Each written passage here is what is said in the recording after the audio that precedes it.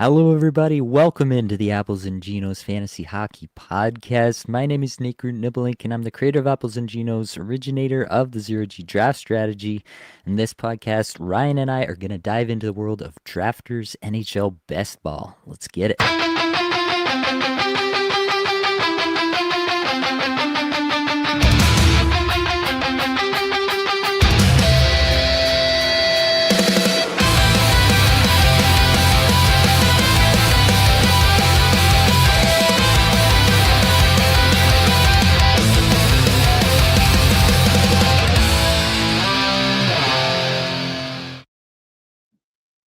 Welcome on in, everyone. We got Ryan back live for the second night in a row. He has no life. This is all he does. Fantasy hockey every night of the week. You love to see it. But how you been, Ryan? How was yesterday? How was your mock drafts? And how are we feeling Yeah. about some drafters best ball? Oh, I'm feeling great. I was like, as soon as drafters dropped, I was like, oh no, okay, we got to get in here, and I got to make it my goal to be, having the most entries possible in the first few days, and I think I reached it. Um, so very happy about that. It may have messed up my mock drafting yesterday because I was totally in drafters mode. That definitely happens. It is a different universe, and we'll talk about a lot of the differences between drafters and, your typical Yahoo or ESPN or any other kind of format. It's obviously the most close to the best balls that we run out of the Apples and Chinos Discord. That's something that we do a fair bit throughout the summer. It looks like we're looking for one more to join this draft here, and then we'll get this thing started. And we'll be talking through it here. Ryan put together, here we go. We're getting into it. But we'll be getting into some data from last year as well. And we'll see what we got. So looks like, Ryan, you're out of the 2 spot here. I'm back at the 5. I don't know if I recognize any of the other names in here. Looks like Yeah, some newer faces, which is fun. How many drafts are fun you for up to us. here? Oh, you should. I think I'm one up from you on the entries. I think this is my 33rd. Nice. Wait, it might be my 32nd. We both might be at 32 here. Very nice. Yeah, it's you can see across the top if you're watching on YouTube all the slow drafts that I'm in. I have quite literally entered every single slow draft that's dropped since the start of the contest. So if you are in a slow draft on drafters, I'm in there too.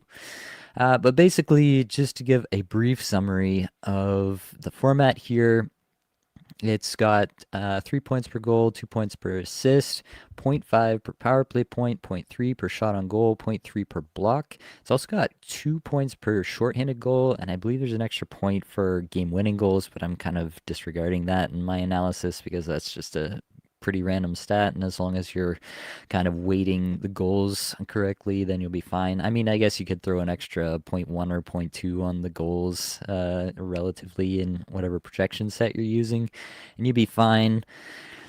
This is a weird spot to get Matthews and Kucherov falling to me. I do take Kucherov first. He comes out second in this format for me in my base projections, but I've gotten a ton of Kucherov taking him that high, and so I might click Matthews here for the hell of it. No, I can't do it. I got Kucherov higher. I gotta go with the projections. But Matthews ranks really well in this. He obviously has a ton of blocks and a ton of goals, which shows up really well in this format, as well as the shots. So that's really nice to see. It was really cool early in the first few drafts. Jack Hughes was going like late second around in here. There are a few really fun teams you could build.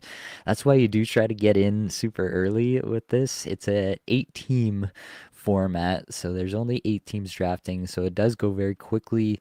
But yeah, it's also basically 3 forward, 2 defense, 1 goalie start for each week of the season, and also 2 flex spots, which basically almost always end up being forwards. On the rare occasion you get 3 defensemen outscoring all your forwards, you're probably not in good shape anyway. But basically what that means is it's kind of more aligns it, at least the way I think about it, to a 5 forward, 2 defensemen, 1 goalie setup. And you could kind of view it as the base construction being 10 forwards, 5 defense, and 3 goaltenders, and then you can kind of vary from that however you feel like throughout. So in this spot, in the middle of the second, I'm at the 12th pick here. Mikko Rantanen, Connor Hellebuck, Quinn Hughes, Zach Werenski by ADP. I've been interchangeably taking Hughes and Werenski. Werenski does come out a fair bit higher in the base projections. But I think Quinn Hughes, as long as he stays healthy, is just as safe to be up here. And quite honestly, I think you need to have exposure to all of the guys at the top end. We'll talk about maybe some of the findings from last year, but to me, one of the things I took away is you kind of have to have at least one elite D. It feels really strong to get that. And last year, if you got Zach Werenski later and you had that elite D coming from later, that was a huge boost. But if that doesn't happen this year, and if the top D just kind of perform as expected, that'll be kind of interesting. So I see you follow suit and you grab Werenski at your spot. Yeah, very happy Orensky fell to me there. Yeah, definitely want a top D. If you look at last year's data, we'll go through it a bit, but yeah, Werenski, he was drafted, I think in the, fifth or sixth round last year, maybe even later, and almost every winning team had Zach Werenski, but so that won't happen again with him drafted in the second round. But I really like Werenski to only regress a bit and repeat what he did last year. Last year, he actually got his points counted in just about 90% of all of the fantasy weeks in this format. Crazy. We'll get into that, but yeah, really happy to have Werenski here. I think you need one of these top 5D who all just went to really have some success here. Absolutely agree there. This has always been a tough spot. I don't really love the value in this range. If I'm going purely by my projections, then I think this would come out to be Panarin for me. So I think I'll just go with the projections. I'll kind of play it safe through this first part at least. I will also consider the goaltenders. I want exposure to basically all of them in best ball because really in best ball, you don't get to play the waiver wire. You don't get to play 0G the way we want to play 0G. So you just kind of got to take a goalie wherever he's going and cross your fingers that he's that guy. Last year, obviously, it was Hellebuck, and you can see he's going very early in the second round in this draft at 14th overall. And, he might be the guy again. That's a very real possibility. I don't think anybody's doubting Connor Hellebuck's talent or the workload that he's going to get, which is obviously super important for this as well. There are also some pretty interesting ways to play goaltenders in this. Like you can try to play a 4 goaltender format and try to get them all a little bit later and try to patch together.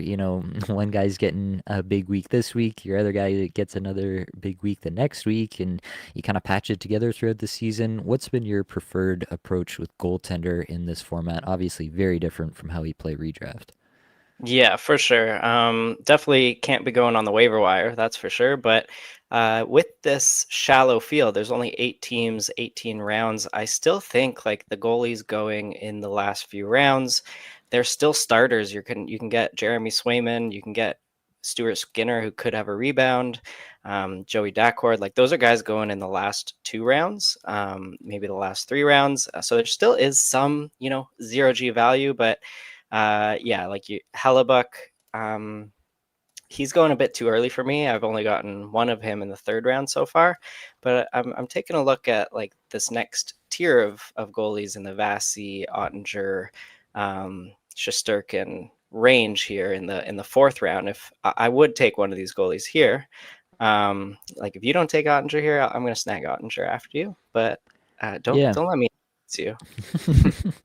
I think I might actually go Sturkin here. I have a little bit of correlation with the Panarin pick earlier, so just the one thing to think about in these drafts too is to build some stacking, some correlation for yourself with your players, especially in a format where you're trying to have the biggest single weeks possible, because that's how you build your overall score for the entire year.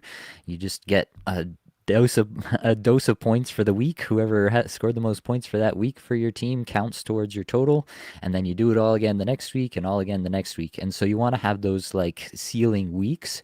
And so if you can build some correlation where you're getting, I had Panarin, so I might look to add Adam Fox here. I might look to add Vincent Trocheck, who obviously plays on Panarin's line, and try to get those weeks where they all score really highly together. And that can be a way to kind of supercharge your individual weeks and get higher numbers, and then also try to build in some other stacks on other teams. You can't just have one super stack and expect that they'll go off every single week of the year. It doesn't really work like that. But goaltender correlation is a little less, but you assume that if Panarin has a really good year, that should mean good things for Shesterkin. And so for me, Shesterkin, Onger being in a tier together here, I will just grab Shesterkin. The other guys that I'd normally take in this spot, like Brady Tkachuk, is an okay pick there. It's not actually the highest guy. I don't think he's very well served by this format because his hits don't count for anything. Tage Thompson and Jason Robertson, who both go to the 3 spot here, I would have over Brady Tkachuk in this format just by my base projections and plugging in the values. Adam Fox goes right before me. That's rough. Um, I might go Victor Hedman here. Play this through the 2D early. It is tough when you take a goaltender in the first 4 rounds and then try to go 2D early. Brady Tkachuk has fallen a fair bit here, and that might actually just be the better play. Just take the ADP value. I think I might actually do that and just let the defense go by. Talk to me about that, because one thing that I found is I don't really want to be more than two defense and or goaltenders through the first 5 rounds. I want to have three kind of elite top end forwards through the first 5 rounds if I can. Do you have a similar thought there, or are you more willing to, kind of load up at the defense and goalie position early on? Yeah, with my plan to have, a lot of entries in this, I want to diversify my portfolio. So some of these drafts I'm definitely loading up early, and tinkering with, can I run just 4D? I think the standard setup is 10 forwards, 5D, and 3 goalies drafted, which is safe and what the majority of people do. And if you're going to veer from that a bit, you want to make sure that it will work out like perfectly for you. Last year, the winner actually ran just 2 goalies, but those Hmm. goalies were Hellebuck and Shesterkin. And it really worked out for him, where all of Shesterkin's weeks that were counted were like just so happened to be Hellebuck's only bad weeks. And Yeah. I think he got really lucky there. So definitely like toying with a few early D where I'm only gonna roster 4D, and that's like if I get Makar and Werenski or Makar and Hughes. And then I did toy with a couple teams with just 2 goalies, but I'm making sure those goalies are getting 60 starts each.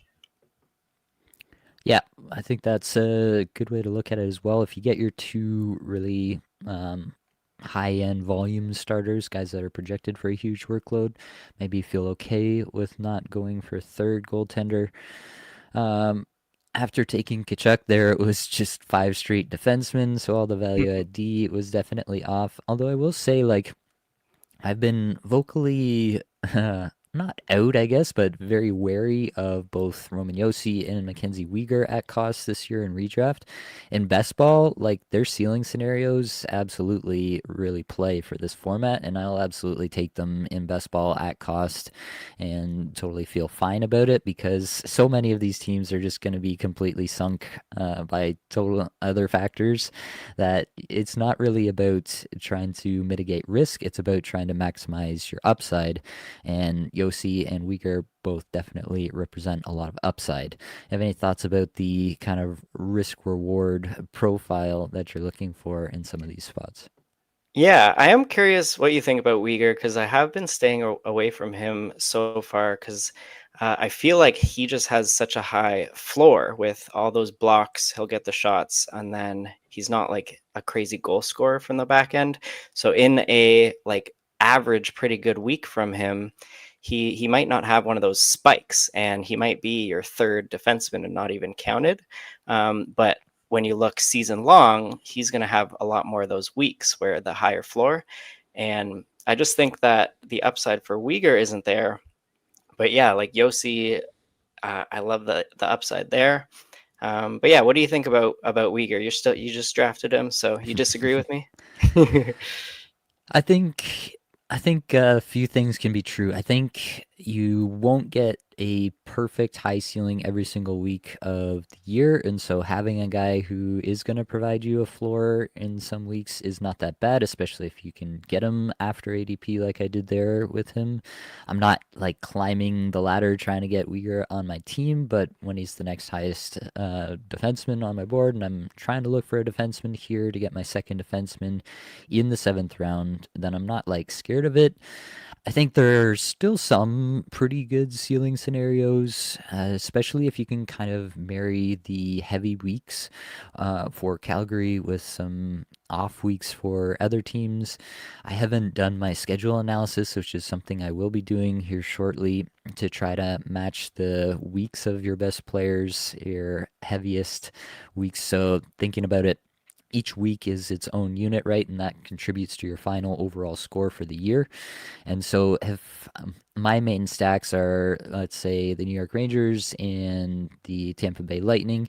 If the Rangers play 4 games in a week that the Lightning only play 2 games, then obviously I'm hoping that my Rangers guys are going off that week, scoring lots of points. And then I'm hoping that my Tampa Bay guys are doing that on another week when maybe Tampa guys are playing 4 games and the Rangers are only playing two. And it kind of volleys back and forth, as you can call it, over the course of the season. So that's something that I'm thinking about too, is trying to match the games played throughout the season. I haven't done that analysis yet. It's a tedious process, but So it's very interesting you bring that up because today I found some time to spend quite a few hours really starting that process and looking into Mhm. that.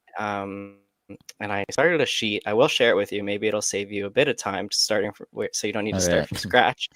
Um, but yeah, looking at those weeks, I was calling it like max games played weeks, where you're getting 4 games, or there's actually a few 5 game weeks, Mhm. versus the minimum game weeks where there's one or two.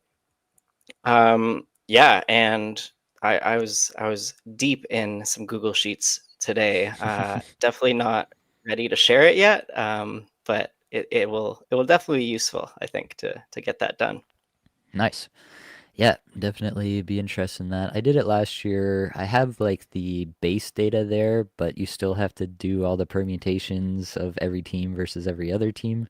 And so it's a lot of individual cells to do a calculation for. So I actually did make a little bit of a matrix. I was able to do it. Mhm. It was 18 skater inspired, that's for sure. Yeah. Um, and yeah, maybe we'll share that after this draft. Take a look a little bit at that. Nice. I love your turn. Here you go, Harley and Chikrin. You're out of the two spot here at the 8-9 turn. Just both two guys with huge potential upside, right? And that's what we're talking about in this format. I think I've talked about it on the podcast. I think there's real scenarios where Harley is kind of the Werenski of this year. Maybe not to the same extent that we got out of Werenski last year, but at least to the extent that he was kind of like the defenseman you had to have to get a high number of teams in the upper echelon. For myself here, I think I'm going to go back to a goaltender. I took Barkov last round. I'll take Bobrovsky this round, get two high volume guys in Shesterkin and Bobrovsky, and I might be looking at a two goalie format here. And I might be able to kind of load up the back end with some of my more later round defense, as I've only got 2 through 9 rounds at this point. Um, but yeah, I think there are some defenders, and obviously we've talked about them a lot on the podcast. I don't think anybody who listens to Apples and Genos is going to be shocked by who those defensemen are. But there are some defensemen who have that potential for just a sky high season. I think Harley and Chikrin are too, so I love that turn for you. Yeah, I like it too, and I really like targeting those high shot, high goal defensemen because the weeks that their points are going to get counted, it's going to be because they're scoring goals. Goals are worth more than assists, and I just want those guys on my team. Um, I got a question for you because after doing as many fast drafts as I could, I'm in less slow drafts than you, and I got into a lot more fast drafts in the last couple days. I'm really like like trying to hold off on some players because I'm like, oh, this guy went 86 in a draft that I saw, and I'm like trying to play the ADP game where you're Yeah. trying to get maximum value because the winning team in this championship is gonna have like a very lucky draft where guys were falling to him like 2 rounds later than their ADP, Mhm. and so I kind of am trying to play that game, and it's just some guys that are sticking out to me. Barkov, I think, is a great pick at 60. I saw him Mhm. go later. I got him like at 72 in one. One of Yeah. I think Thamps posted he got him at like 86. Yeah. So that's wild. And another guy on this list who I'm actually drafting right now at 82. I would take DeBrincat in the 60 range, I think, Mhm. but I've seen him go as late as like 87, 88. So he's someone I'm also, waiting on and hoping to get him in the 80 range. Are you do you try to play that game at this moment in the tournament? Yeah. Yeah, there's definitely an element of trying to push things because the the off chance that it works and you get some super team is absolutely worth it. There's also some element where like what do we actually know on September 10th of the season? We don't have any camp reports even yet. Like there's two ways to look at it, right? The first day is just like ADP madness where nothing's settled. I think Thomas Harley's ADP the first day was like in the 130s or something crazy. It was definitely triple digits ADP. And so there were some crazy things that you could do in the first few drafts that you will never be able to do again. So there is value in getting into some of those very first drafts. But then there's also the fact that yeah, you're doing drafts now, but later on, closer to the start of the season, people will be doing drafts with more information than we have right now. And that information is very valuable towards constructing the best team. And there will probably be some significant ADP movers based on that as well. Now, Drafters does a pretty good job of moving ADP really fast. It doesn't.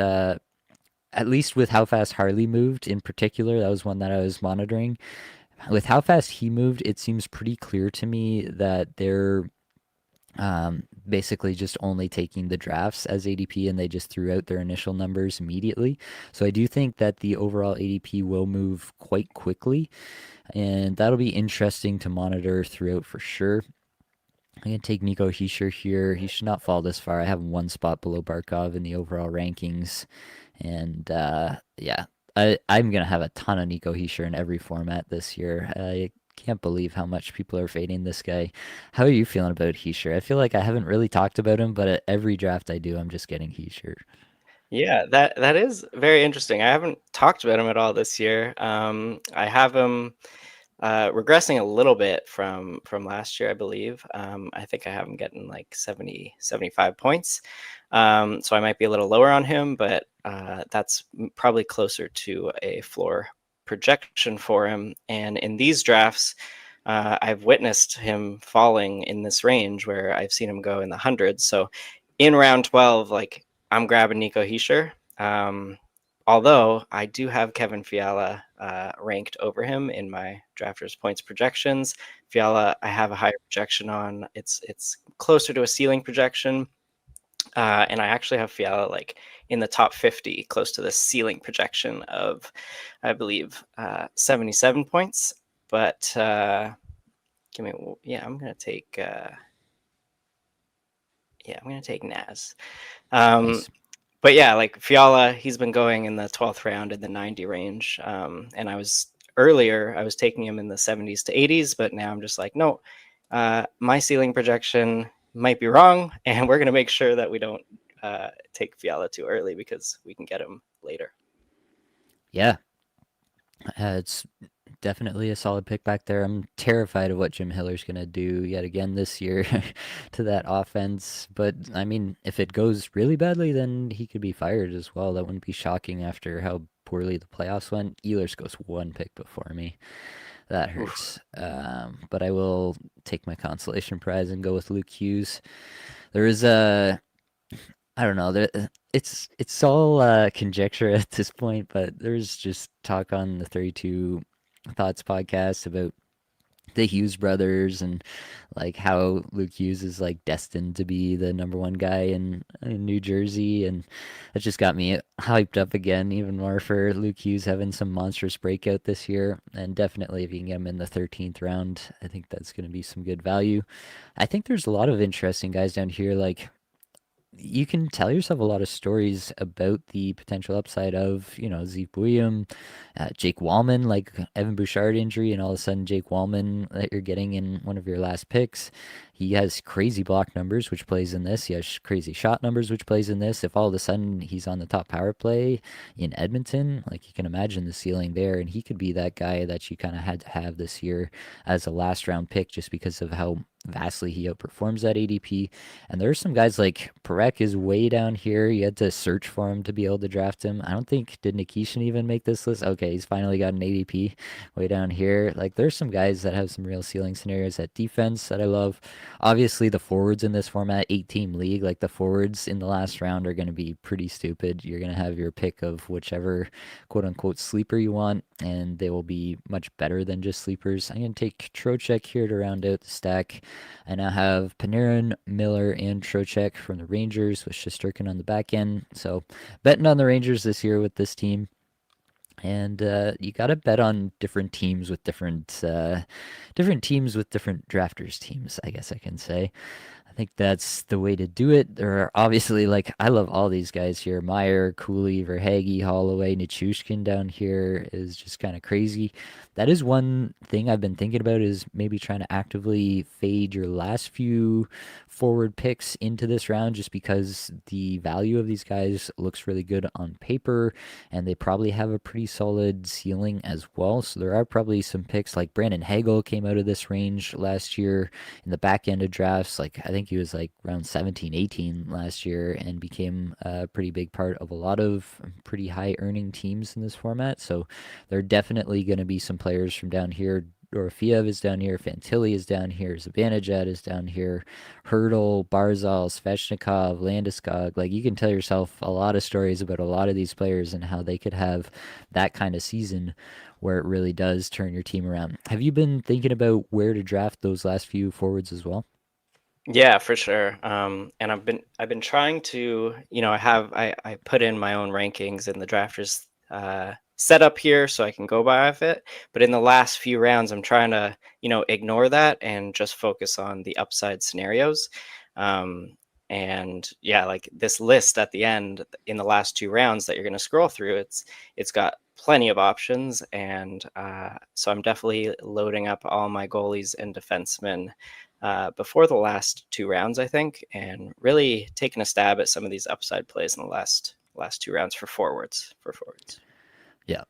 So we're getting into the back end of it here. I feel pretty good about this forward group now. I almost feel like I don't need to go much further on it. I might round out this defense. I have Quinn Hughes as the linchpin, but then I've got Uyghur, Lacombe, and Luke Hughes. Might try to go something else there. I'm still not sure if I'll take a third goaltender, Shesterkin, Bobrovsky, right now. I could see a scenario in which it might be worthwhile to take a third, but it'll depend on the value for sure. Like Jacob Markstrom's still out here. I do have a little bit of a New Jersey stack going with Hughes, Meyer, Heischer. So I could go that route. There are still other goalies as well. Vince Dunn is on the board here, and I do like Vince Dunn. I don't know if he's the absolute best for this format. He would probably need power play one with a bullet to really make this work. I think I'll go Markstrom just for the correlation that I do kind of have into New Jersey here and build that back in a little bit.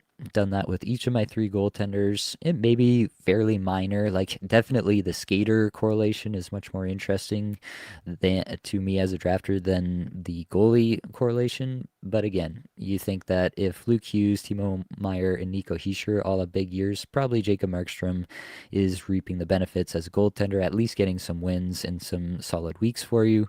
Same goes for Shesterkin with the Rangers that I have. Same goes for Borovsky with Barkov that I have. You and Vince Dunn here, though.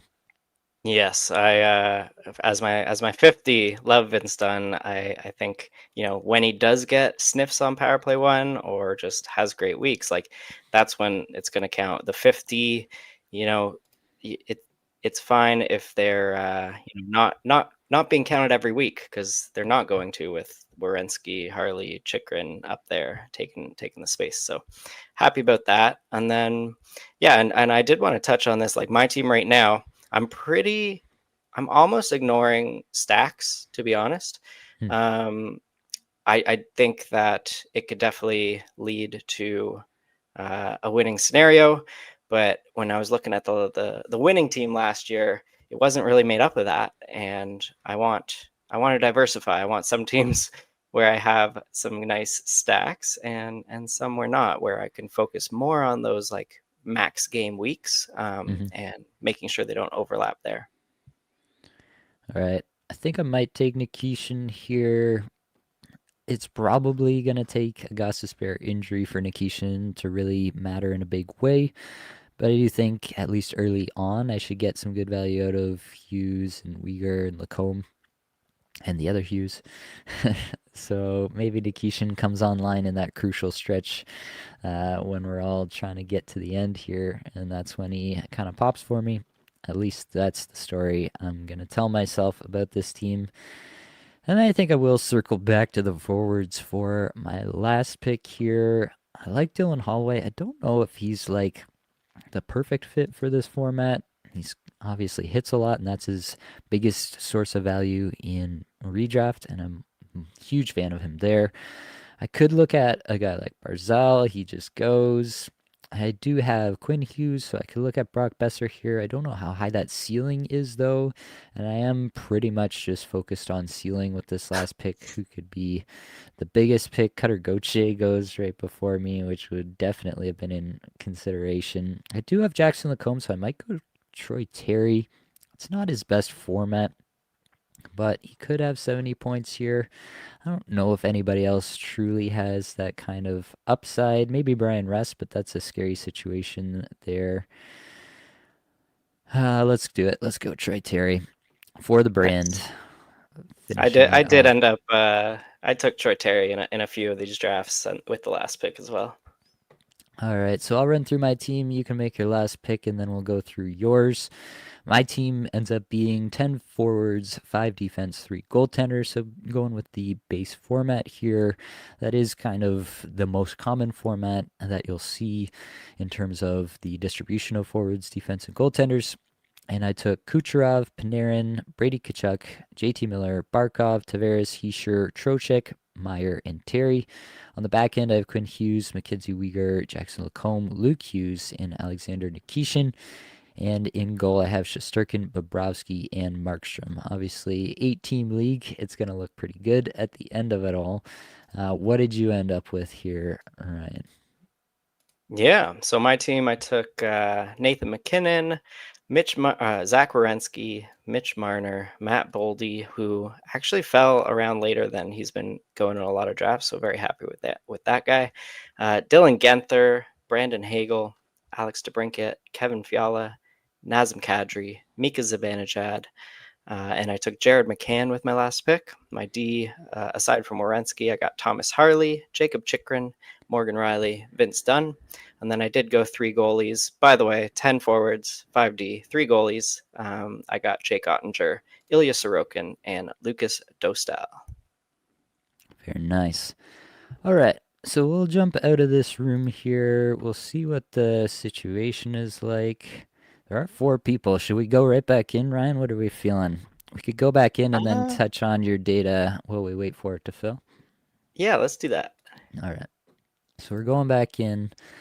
If you're watching and you want to join, you can. Let's dig in on this data, Ryan. You keep an eye on the on the draft and tell us when it's filled, and we got to get in there. But first off, like this is your sheet, you built it, so tell us what you think is the most interesting to you off the top here. Yeah, so what I did was I manually scraped the top 69 teams from the championship last year. It would be Nice. great if we could have, yes, if we could have all 5,000, that would be great. But I'm not doing all that. Big shout out to Thamps, he chipped in for a few teams, and Dream Killer as well.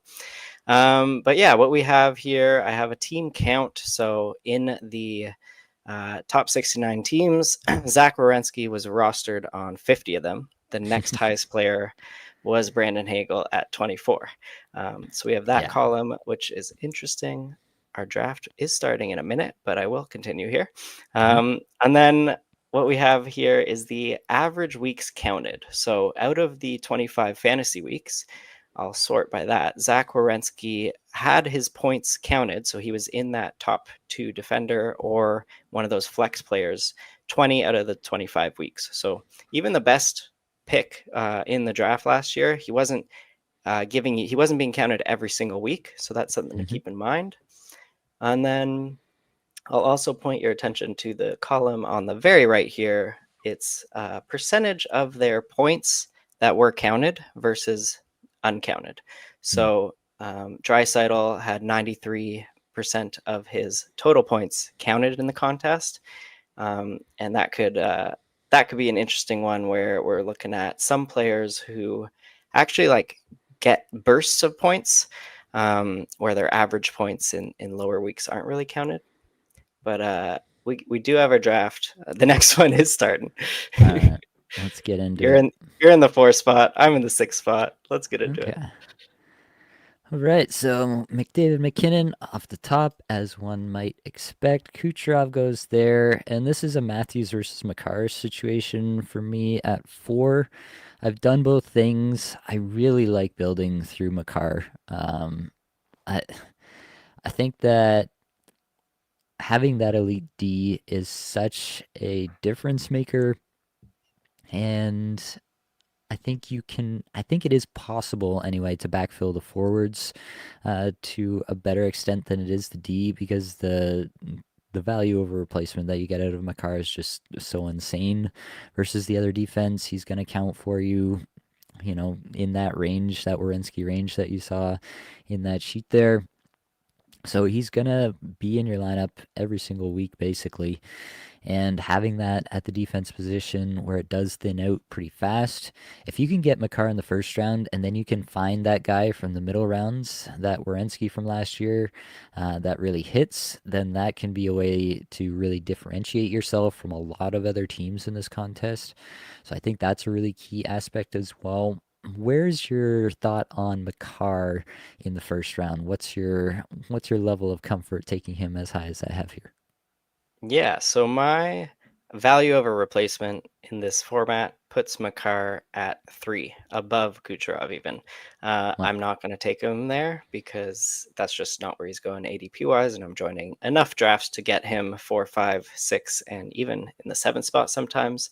So yeah, I love everything you're saying about Makar. I love building these Makar teams, but for me at this point, I think I'm saving the drafts where I'm in the 5 or 6 spot for Makar.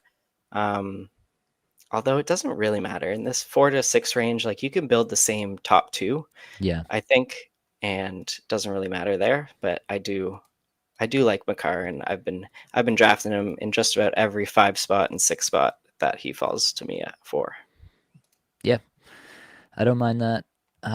We see all the other top 5D are gone in the first 2 rounds. That is getting quite common. I went with Kyle Connor in the second round. He actually shows up quite well, surprisingly well, I guess I would say, in these projections for me. I usually don't have Kyle Connor in a lot of other formats. Hellebuck falls pretty far past ADP to pick 20 here, and I already have Connor, so that's going to be an easy click for me to get some Hellebuck exposure. Again, he could just be the goalie that you kind of had to have.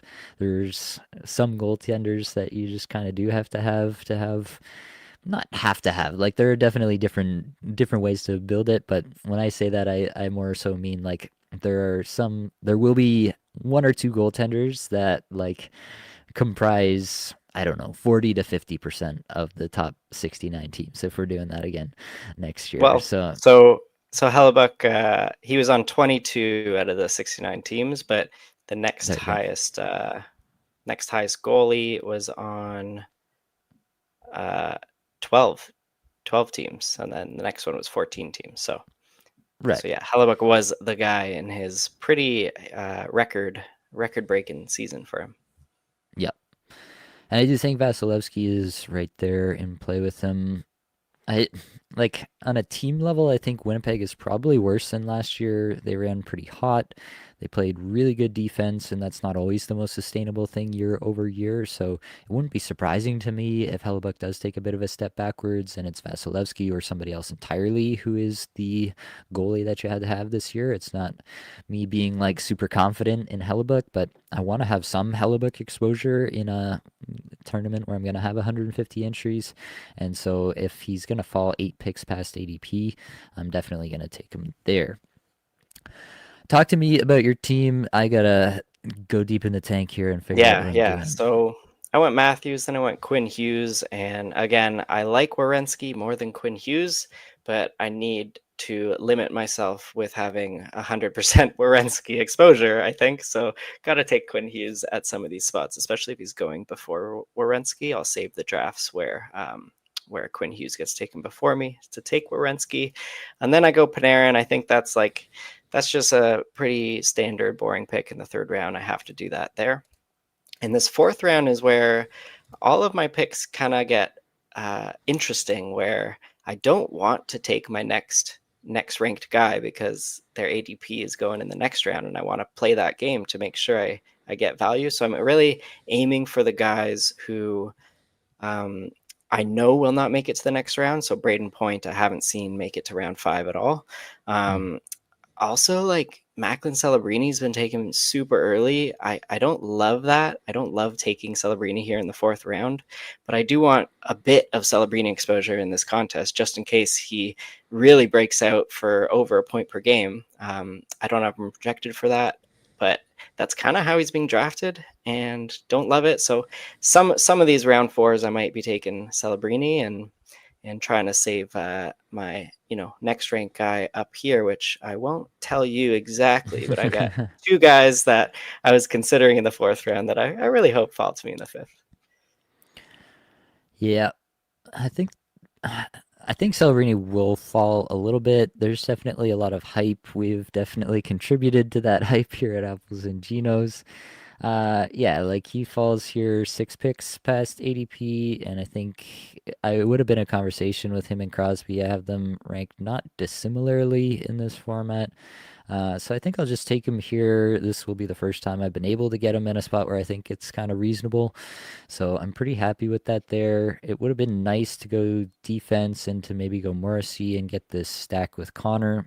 I would have liked to see that as well, but I'm not going to be mad about getting my first Celebrini share of the year at this point. I'm under no illusions that Morrissey will come back around to me, but I guess we can dream.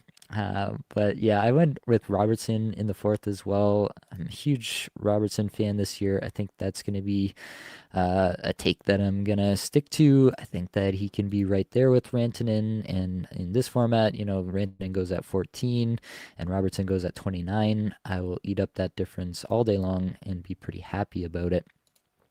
You go with JT Miller here. JT Miller this is not his best format. Obviously, we love him for the hits and stuff, but still obviously a really solid pick here in the fifth round. Dylan Gunther is getting really hyped up in here too. It does seem like Drafters is pretty hypey, which makes sense, right? Like Yeah. we talk about you need the upside pick, and so you take the guy that you feel like might pop off. Like Dylan Gunther could pop for 45 goals this year, and nobody would be too surprised, but he's kind of getting priced like it here at this point. What do you think? Yeah, for sure. It's been tough to get Genther. I've had to, scroll down my rankings a bit and be like, okay, I gotta go for Genther here just for the upside. Genther, Celebrini, even like Boldy, all these guys are being drafted a little earlier than I want them to be. But honestly, Celebrini in the fifth round, that's a first for me seeing that. So good on you. And then Sanderson was the other guy I was really hoping fell. He got sniped right before me, and so I chose to just complete the stack of Miller Panarin there. Nice. Yeah, Morrissey does actually fall back to me in the sixth, so I'm loving that. I did not think that would happen. These defensemen have been chased up a lot. This team out of the seven spot has gone six straight forwards to open their draft, including Matthew Kachuk at 42. I'm not going to complain about that opening up a Morrissey Connor stack for me. So pretty happy about that playing out that way. Now I've got my 2D that I think should be, the top two guys. I've got three solid forwards with Connor, Robertson, Celebrini, and I've got the goaltender that I hope will be the guy once again this year in Hellebuck. Now I think I do need to lean into a few more forwards here and try to round that out. Thomas Harley going up at 49 now. That's another player similar to Gunther, I think, is just going to get hyped and hyped and hyped and probably going to end up in this Morrissey range, Morrissey, Sanderson, Fox range more often than not in these drafters' streets. I just think that everybody's going to be on board for him to be that guy this year, and it definitely could happen.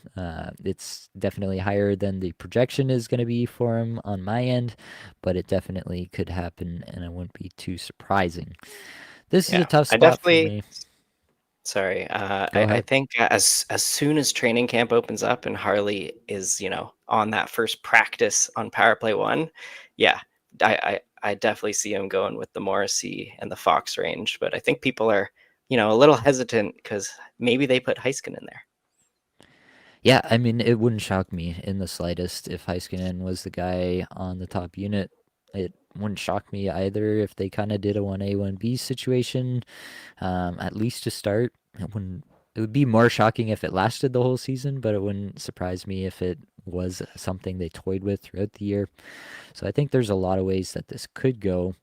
I went with Nick Suzuki here, mostly just for the ADP value. I don't really think he's a great pick at this point. I definitely have other players above him that are still on the board, but again, I am going to diversify and play the ADP game a fair bit in this format when I'm going to be doing so many of these drafts. And so I will go ahead and grab Suzuki there. You went with Mackenzie Weegar, getting some Mackenzie Weegar love on your side here. Yeah, you convinced me in that last draft. You convinced me. No, but he's also he fell a little bit further than Yeah. I've seen him go, and happy to have him at the end of the seventh there. And yeah, I definitely needed a second D, and I was hoping for Shea Theodore there, but Hmm. that's not going to happen. So I'm one of these guys who also have a ton of upside. Yeah, I'm going with Matvey Michkov. I think he'll have a great season, and I also think that it will be inconsistent, where he will have some Hmm. stretches where they're bad, and then some stretches where he's one of the best players in the league, and that's exactly what I want in this drafters format. Yeah. Cole Caulfield falls to me at 61. That's 14 picks behind ADP, and I complete the Suzuki Caulfield stack. So I'm going to be happy about that. A little bit of correlation, well past ADP. Probably really pissing off the Lane Hudson drafter who took Lane Hudson one pick before I took Suzuki, and then I took Caulfield before he could get back. But yeah, I totally agree on Michkov. I mean, I did a a little talk about Michkov and had him pegged as one of the guys who could maybe possibly in a perfect scenario hit 100 points this year. I mean, it's not gonna happen, but it could happen. I'm telling myself that story. I think he has the talent, and I think it's actually pretty likely that he does hit 100 points at some point throughout his career. Is he gonna hit that in year two? Maybe less likely, but even the fact that the underlying stats look good enough that he could be that guy, the IPP being really high is actually a pretty good sign in Philadelphia in a spot where I don't think he was particularly well loved by a lot of players or a lot of coaches on that team. So overall, I'm pretty happy with that. I'm going to grab Aho here. He's, yeah, just what can you say about Sebastian Aho? He's super consistent. He's going to offer me some big weeks here as well. I'm just rounding out that forward group after, spending the first round pick on Makar and spending the third round pick on Hellebuck. Obviously puts me a little bit behind on the forwards. So rounding it out with some pretty good guys down here. You go with your first goaltender, Dustin Wolf here, matching that up with Uyghur. Yeah, matching it up with Uyghur, and I'm super high on Wolf this year, especially in more volume leagues. I think with and I've said it many times with Ivan Prospitov and Devin Cooley behind him, Yeah. he'll clear 60 starts for sure, and he just got a fat new contract extension that really solidifies that fact. So I'm getting tons of Dustin Wolf in the end of the 8th round range, in the 9th round range here, and um, I think it'll pay off in this format. Yeah, this is a bit of a sweet spot for goaltenders. It feels like we hit a tier here, and then everybody kind of like is looking at it, everybody else in the draft room, like, are you gonna take a guy? I'm not gonna take a guy. Are you gonna take a guy? And then it happens, and then they all go. So that's definitely what's happening. You and the drafter beside you both go back-to-back goaltenders. What's your take on Sorokin, and why'd you take him over the other guys here at ADP, Allmark and Hill? Yeah, so in this format, I'm targeting tons of starts. I just want as many starts as possible. I want to stay away from the timeshares. So I think Sorokin has a more solidified starting role. I have him projected for I think almost 60 starts, and as long as he stays healthy, he'll reach that. And health has been an issue for him, but in drafters, you want to draft these teams based on the good scenarios and the healthy scenarios that occur. And Sorokin and Wolf here in the 9th and 10th round as the, I think, like 7th and 11th goalie drafted. Um, I think they'll finish in the top 7, top 8 goalies overall. Yep, I like that there. So I go with Allmark and then get Kemper on the way back around. Kemper probably won't get quite the same volume as some of those guys, but definitely has potential for some pretty sky high weeks in LA that we saw last year when he was healthy. And he does feel like kind of the last of the tier there a little bit for me. So grab him there, hopefully get some big weeks. Also, I'm pretty high on Allmark this year. I think Ottawa under Travis Green, I don't think Ottawa is going to be a high scoring team, but I do think that they did learn how to play team defense last year, which was something that had been sorely lacking in the, let's call it the Brady Tkachuk, Tim Stützle era. And so they did seem to really buy in on that. Obviously, Jake Sanderson taking the step towards being an elite number one defenseman in the league went a long way in their ability to play team defense as well. And I think they only got stronger this offseason. So I do think that Allmark is in a really good spot to be a really strong goaltender. Whether or not he converts on that, goalies are still voodoo, but at least the situation, we put that on our side and then we kind of let the chips fall where they may. And then Yeah. that does free me up for the rest of it here to just kind of do whatever I want. Yeah, for sure. And I love those two goalies in real life, and I've definitely been burned by Allmark drafting him a lot.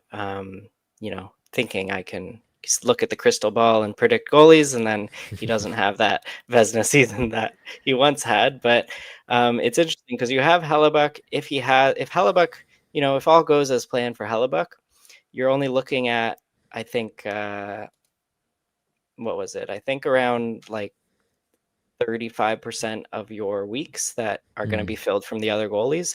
And that's where these more timeshare goalies or goalies who might be limited to 50 starts max, that's where I would be taking these guys because they will have those spikes where they do get 3 starts in a week and they're stellar. And that's mhm. going to outperform Hellebuck maybe 35% of the time. So that's where I'm looking at these timeshare guys. If I don't get Hellebuck or don't get Vasi or don't get Ottinger, I am looking for 60 plus starts. Yep. Yeah, I don't mind that. Um, I am probably not going to do this a lot where I go three goalies with Hellebuck because at the Capital you have to invest to get Hellebuck. You probably don't want to go three goalies a lot of the time, but again, in the name of varying things, there might be some scenarios where Hellebuck is that guy that you had to have for even 60% of the season, and who knows, he tweaks something, he goes on IR for a bit, and then it's an Omar Kemper situation. Like there are just so many ways that the fantasy season can play out, and I am gonna try to take some stabs kind of across the board. This is probably a pretty unique build for me, and just in terms of, I like to think of it as your top end. Your top end, you're thinking about the first round pick as worth X amount of dollars. It's worth by far the most amount of dollars in your budget of any of the other picks, and then it just kind of gradually goes down. It's probably like a kind of exponentially decreasing curve in terms of the dollar value. And all these late picks are probably only worth $1 of your entire, say you have $100, $1 of your $100 budget, where the first one is worth like, I don't know, 30 or 40, and it just kind of decreases from there. And so, if you look at this, I definitely have put more capital into goaltenders, more of those dollars of that $100 budget into goaltenders than I probably will in most. But I will have a few teams like this in this format where I do just throw a bunch of capital at goaltenders and hope something works and hope my forwards carry from where they're at. I also felt good about the Makar Morrissey situation. I had John Carlson here, just kind of a steady Eddie guy, and also probably an early season guy, and that kind of opens me up to take some bigger shots, like the Jake Wallman, who could get a really big role if Evan Bouchard ever did go down to injury. Yeah, it just opens me up to take some bigger shots later on, which I'll probably need on this team, given the capital devoted to goaltenders. You just really cannot help yourself with Vince Dunn, can you?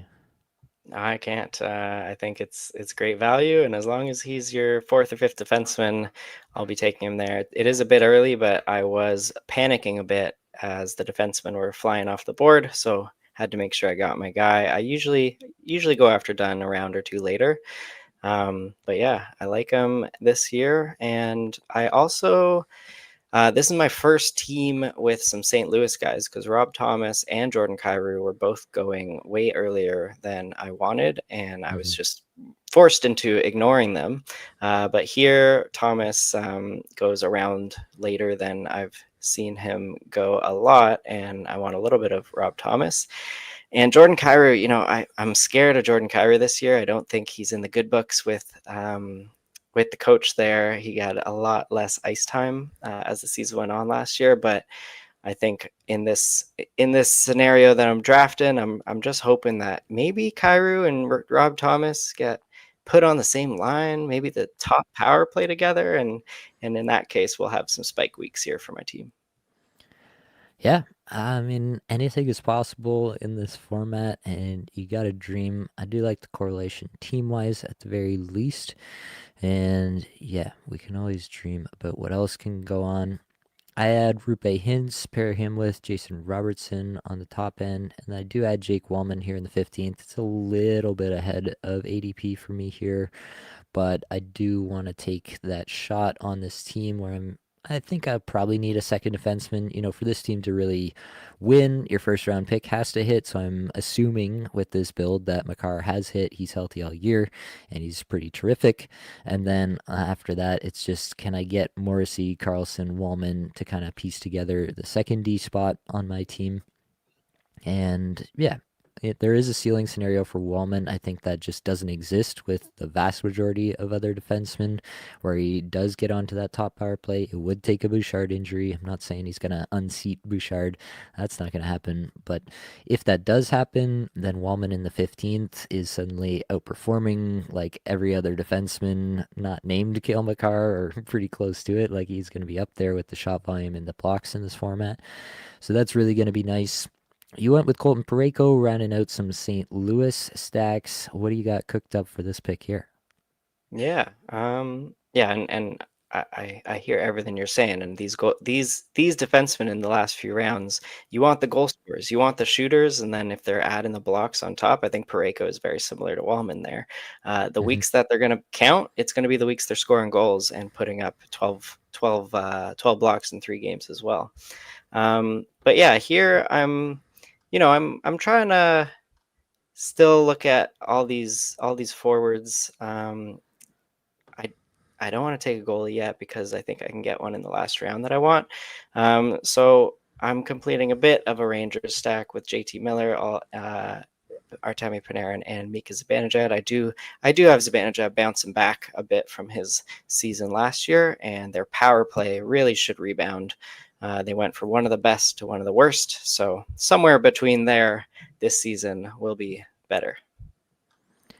Yep, I don't mind that at all. I think I might go down the board here a bit and grab Landeskog here. I have Makar, a little bit of a Colorado stack, and I think that Landeskog's 95th percentile situation is just as good as anybody else here on the board, probably.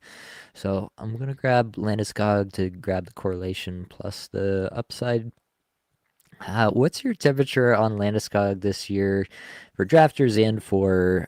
I think he's actually an easier click in drafters, but what's your temperature on him overall in fantasy this year? I Yeah, I actually disagree. I think he's a harder click in drafters because I want all my drafters guys, able to contribute any week. And Landeskog, there's just so many question marks. Hmm. Um, and normally in an average player, you're gonna be like, yeah, there could be an injury. But Landeskog, I just have no idea if he's going to play a full season, and if he's only going to account for a small percentage of my weeks anyway. If he suddenly takes away half of his weeks or 30% of his weeks, now he's going to only factor into maybe one of these weeks, and it's a wasted pick in my mind. So there's just risk there that I'm staying away from in drafters. In real fantasy, where he's going in the later few rounds, I'm very happy to take him there because I do think the upside's there, but I think the risk is a bit too steep for me. Yeah, I mean, it is a good point. Like you have to balance the floor and the ceiling here to some extent. You have to have guys that actually factor into your team. You can't in a to actually win something in this format, you do have to have one of the best teams over the course of the season, and so you have to have guys that are contributing from basically every slot. It's pretty hard to end up wasting spots basically by drafting guys who never make your starting roster for a week. And so if you don't believe that about Gabriel Landeskog, then absolutely you should not be drafting him there. I still like some of these forwards. I might toy with an 11 forward build in this one. I do have Makar as the number one, so you maybe feel like he can get away with only 4D in this one, especially if Morrissey has a big year. I have Kyle Connor, so I'm kind of banking on Winnipeg being pretty good here again. Um, I might toy with it here. There's definitely some guys that I'm still looking at. In terms of the forwards, I could go for Velarde and get an even bigger Winnipeg stack. Velarde is a guy who doesn't get drafted in every single one of these, so he's probably going to be around. There's also Cutter Gauthier, who I don't think I need to reiterate my affection for this year to anyone who's listened to this podcast before.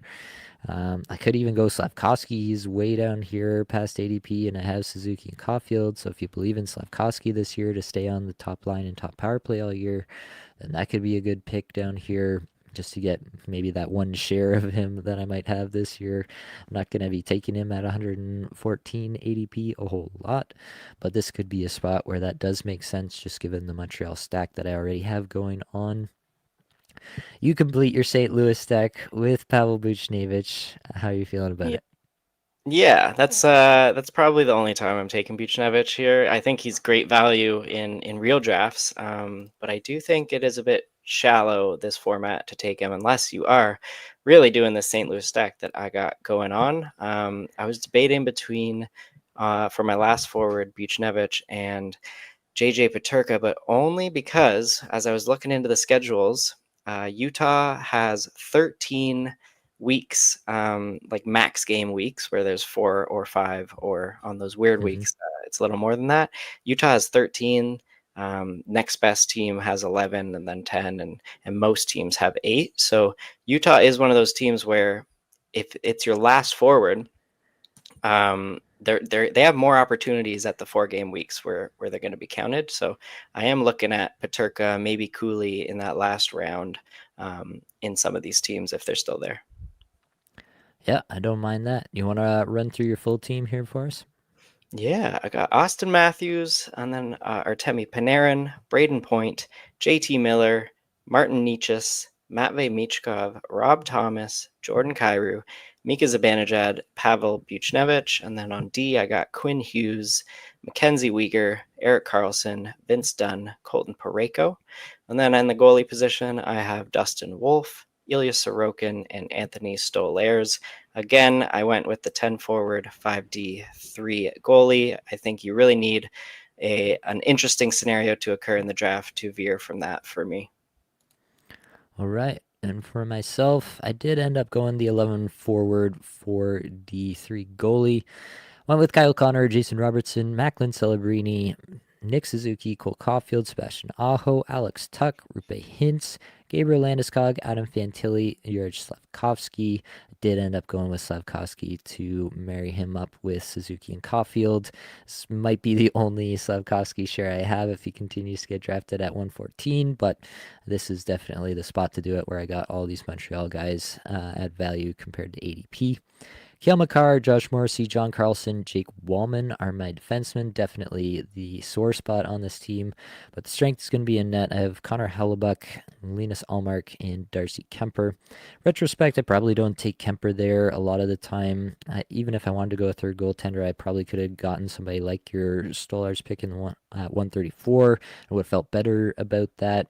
Skinner goes with the last pick in this draft. Would have felt better about that probably in the long run. So maybe a little touch of regret for me there. I could have taken your guy Kevin Fiala instead of Kemper. Maybe felt a little bit hotter about the team. We got a comment here from Ryan W. Just did these 2 drafts with you guys. Fun to listen along while drafting. Would love your thoughts on this draft if you have time for a peek. Wilk Shake. Let's take a look. Wilk Shake was out of the 3 hole right in front of me. Went Kucherov, No, that Rantanen, was for. sorry, Nate. Oh no, that's That was Willie. Willie. That's right. I saw the first 3 letters and I just assumed that was it, but you're right. Wilkshake was in the 1 hole. Took McDavid, Nylander, Jarvis, Patterson, Shifley, DeBrincat, Heischer, Nichushkin, Trocheck, Svechnikov. On defense, Dahlin, Hedman, Harley, Luke Hughes, Zane Perek, and in goal, Ottinger, Markstrom, Skinner. I love the defense. I love the goaltenders here, and it's hard to be mad at any forward group that includes Connor McDavid. Um, I don't see much wrong with this. I think you got some decent value. You're right around ADP in a lot of these spots. I really think that defense is the strong part of this team. Obviously, you did reach for Harley relative to ADP, but I think that ADP is still climbing, and we'll probably see it get into this range before long. So I don't think it's going to look like a reach when all is said and done. And you got big time upside with this Harley, Hughes, Perek trio after the Dahlin and Hedman top guys. What are your thoughts, Ryan? Yeah, I agree here. I think I'm trying to get a little more ADP value out of like Harley, Luke Hughes, and even Darlene and Nylander. But again, that's the second and third round. So if you want those guys, you got to take them. But I Mm-hmm. really like the value got for Alex DeBrincat in the 80th Mm-hmm. spot. I think that's later than I've seen him go a lot. And again, the last round pick, the last overall pick of the draft, Stuart Skinner. I think there's a good chance that Skinner could be on a lot of winning teams. All he has to do is be an average goaltender again Yeah. on Oilers, and he could do that. And if he's being drafted in the last round, it's possible you're getting a guy with 55 to 60 starts here in as your last overall pick. Yeah. I really don't mind that at all. All right, Ryan.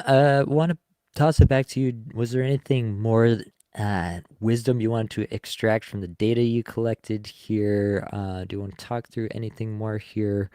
And we can kind of close it out with some general strategy tips. I will say before we get into it, if you, the listener, the viewer, want to get into some of these drafters, best ball streets with us, then the best way to do that, if you're a first time player on Drafters, use the promo code GINOS, GINOS, when you sign up, and you can get a 100% deposit match up to $100. So, yeah, use somebody else's money, draft some teams, have a good time. Please use money that you don't need to have at the end of the year, because this is far from an assured thing that we're doing. This is just something that we really love doing. So that's where I'll leave it there. But Ryan, what do you have for us here? Anything more that you wanted to extract from this data? Yeah, just a little bit of interesting things that I found here. I'm just looking at the goaltender position, and Hellebuck had maybe an outlier season last year. he was counted in only, on average, 15 weeks out of the 25. So Hmm. that is not every week. And that is one of the best goalie scenarios you could find. And that points me to going for these three goalie builds, Yeah. where in also, sorry, I'll touch on that after, but I also want to touch on Darcy Kemper here. He had a great season. He was only counted in on an average in 7 of the weeks, Hmm. but interesting enough for him, this average margin counted. That's the margin of points above the non-counted goalie. So he got on average, when he was counted, 7.3 more points than the goalie that wasn't counted, which is a lot more than a lot of these goaltenders around him in the range. So although he was only counted in 7 weeks, he did provide plenty of points towards those fantasy teams. And if you're gonna go for those heavy starts, those timeshare goalies who are actually better goalies might be worth it. But I do also want to point here, the did a small little analysis here, looking at every week the actual players counted. So on these top 69 teams, the uh, the five forward, two goalie, um, points counted weeks, those happened 21 out of the 25 weeks. So those were the majority. So that's really what you should expect in your average week, that five forwards are being counted and two defensemen are being counted. So those two flex spots being taken up by the forwards. There were on average 4 weeks where there was four forwards and three D counted, and there was on average 0.4 weeks where there were actually four defensemen counted. And then looking at these teams, the positional breakdown here. So again, these are the winning teams. These are the top 69 teams. A Hmm. majority of them, 48 of them, had 10 forwards, 5D, and three goalies. That Yeah. could just be a reflection of what the actual whole pool was, but Yeah. these teams did well. So that is, the safe option. The winner actually had 11 forwards, 5D, and two goalies, and only three teams in the top 69 had that, but one was the winner. So that's interesting. And Hmm. then 11 out of these 69 teams had 11 forwards, 4D, and three goalies. That is pretty interesting. I would have to, I think you'd have to compare that with the overall distribution, like how many, what was For sure. the average number of 10-5-3 teams in the tournament, right? To get a true picture of, is there a disproportionate amount of 10-5-3 teams in this top group, or is it actually just kind of an indication of the overall average of how many teams went that route? But definitely, like, if you want to just play it safe, 10-5-3 is the way to go. If you're drafting a ton of teams, if you're doing a lot of entries, then definitely you're going to want to try some other routes because obviously it can pay off in a big way, as it did for the number one team this past season. Yeah. And I will do a little shout out here. If you're a wizard in coding and you can somehow extract all 5,000 teams from drafters the championship last year, let me know. I can run my code on all of them, and then we can get that whole distribution. That would be great. That would be sweet. I wonder if we can. I'm sure they have the data. Like Underdog in the past, I know. Unfortunately, we're both in Ontario here, and Underdog is not allowed to. Well, not allowed, but it's prohibitively expensive for Underdog to offer best ball products or any product basically in Ontario. Drafters somehow skates by on a technicality so that we can play. I'm not complaining about it, but yeah, they're basically our only option to play best ball here in Ontario.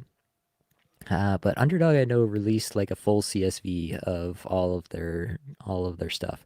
So I wonder if we could pump drafters for something. I'm sure they've got the data in their servers somewhere, so it's Yeah. got to To be be in there. fair, I haven't asked drafters, and I could just ask them. You could just ask them. You could do that. Well, I've got six slows picks to make here. So maybe we should call it at this point. But this has been a blast. Anything to wrap up, Ryan? I think we covered a lot of good stuff here. I think we'll do some more of these. Like, either of us might be able to jump on, even if it's just solo, to run some drafts and people can follow along. They can jump in and draft with us. It is a really fun format. There's a lot of different things. Like there's less of a correct way to draft in my mind in drafters. Like there are some basic guidelines that we've talked about. There are some values that we've talked about for sure, but there is like a lot of wild scenarios that you could see working out over the course of a full season, just because of the aspect that there's no in-season modification to these rosters. So I think it's a super fun format from that perspective. It scratches the draft itch in a way that is pretty tough to do at this time in September while we're waiting for our leagues to draft. But either way, you got anything else, Ryan, or should we get out of here? Yeah, just one final thing. Like this is last season, I didn't max out my entries, and I think I didn't shoot for the moon on the small amount of entries. I didn't go for all those scenarios. I did end up returning a hefty profit of 50% return just because I was drafting based on my own projections and getting value based on the ADP. But I think my best finish was like 70th. Hmm.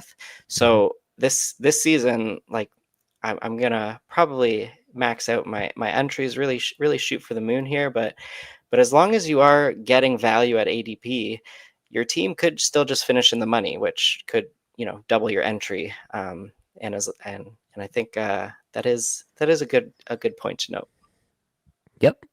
There's definitely some value there. The tough part is the more entries you do, the more you have to make back. And so you kind of have to place a team in the top 20, 15, 10, depending how many entries you go to make back your money, or you have to have a lot of teams in the top 100 or something like that.